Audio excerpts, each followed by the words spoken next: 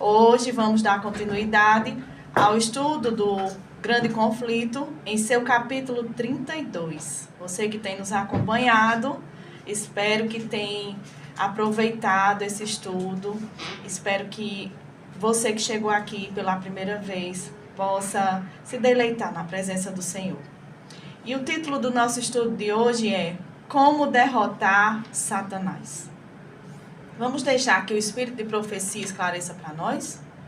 O grande conflito entre Cristo e Satanás, que tem prosseguido durante quase 6.000 anos, logo deve terminar. E o maligno tem redobrado seus esforços para frustrar os planos de Cristo em prol da humanidade.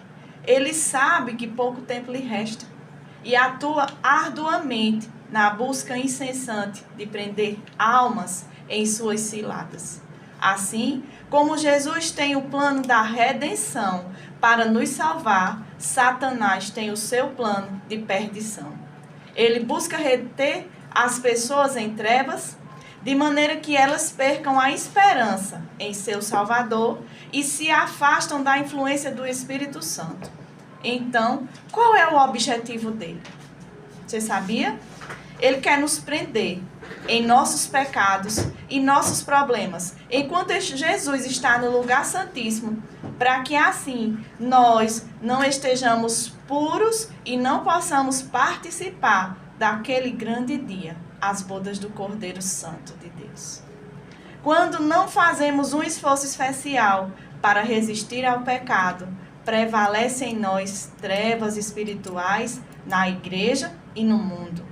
Satanás não se preocupa com a humanidade atual, mas ao ser chamada a atenção dos servos do Deus vivo para coisas eternas, quando as almas sinceras se indagam e perguntam a si mesmo o que devo fazer para ter uma vida sincera com Cristo. Você já se fez essa pergunta? É desejo seu viver ao lado do Salvador? Quando a gente se faz essa pergunta, quando nós examinamos a nós mesmos e nos arrependemos de nossas culpas e falhas, as cortes celestiais unem suas mãos em favor do pecador arrependido. Nós temos ajuda no céu.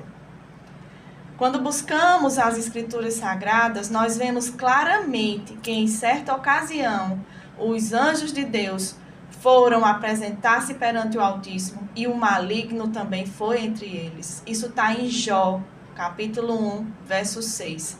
Ele foi não para curvar-se perante o Rei Eterno, mas para favorecer seus maldosos intentos contra os justos. Ele queria nos destruir. Ele queria destruir um servo fiel como Jó. Mas ele não conseguiu, porque Jó foi temente e foi fiel aos princípios de Deus.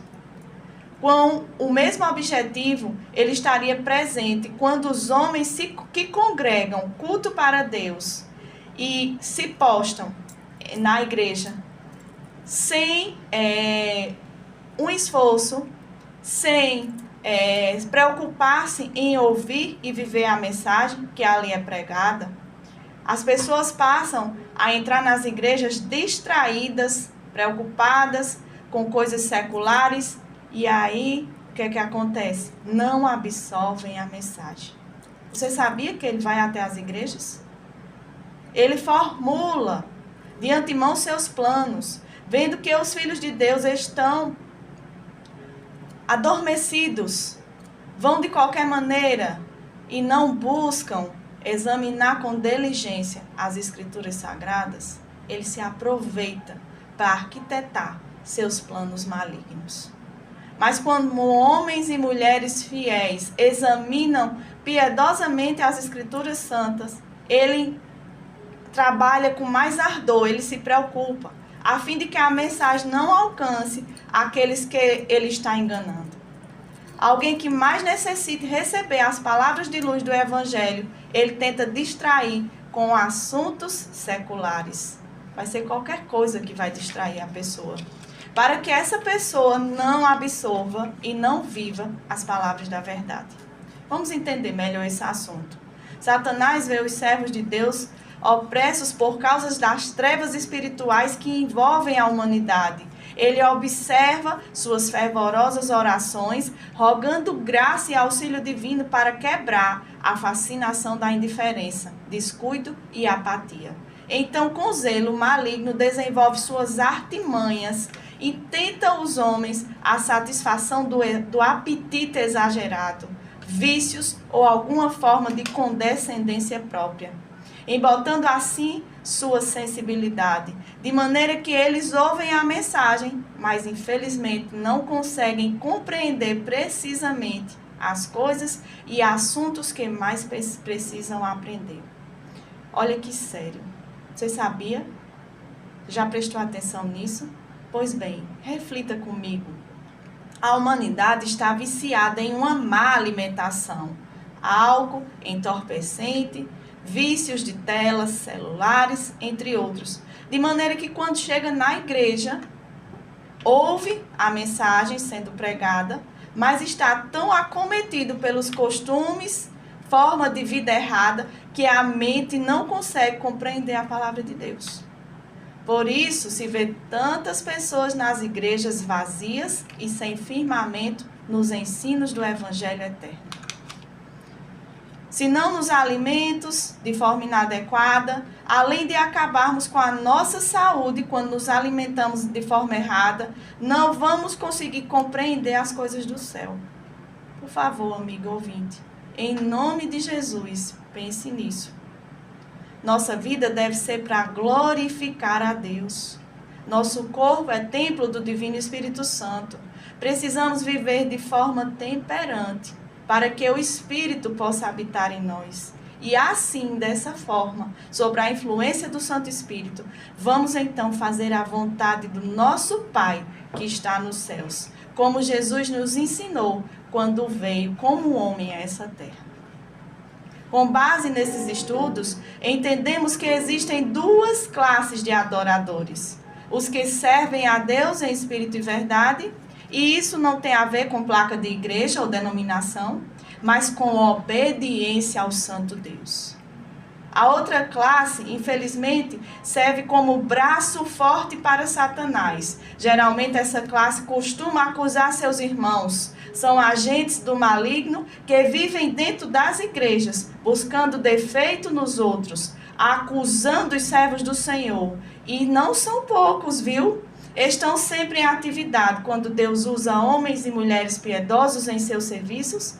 Eles costumam dar falsas alegações, tentam caluniar aqueles que amam a verdade e procuram obedecer a Deus. É obra de Satanás.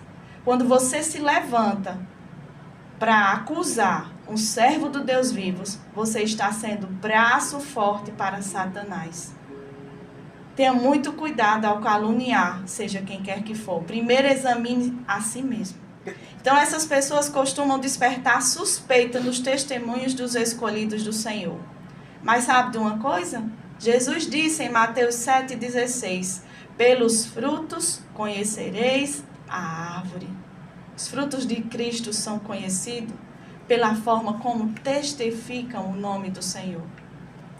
E outro ponto muito importante para refletirmos nessa manhã está em Gênesis 2, os versos 2 ao 3. Diz a palavra do Senhor: e no 7º dia, tendo Deus terminado a sua obra, ele descansou.